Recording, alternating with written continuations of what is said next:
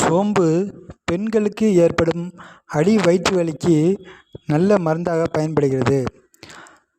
சிறிதளவு சோம்புவை வாயில் போட்டு மென்று தின்றால் வயிற்று வலி மற்றும் இதர குறைபாடுகள் சரி செய்கிறது.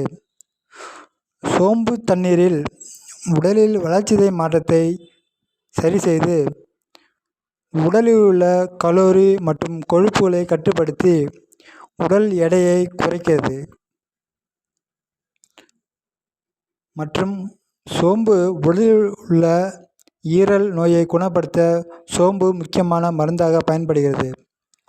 சோம்பு தண்ணீர் உடலில் உள்ள அதிகப்படியான யூரிக் அமிலத்தை வெளியேற்றி இரத்தத்தை சுத்தப்படுத்தும். சோம்பு தண்ணீர் குடித்து வர மூளை சுறுசுறுப்புடன் புத்துணர்ச்சியுடன் செயல்படும்.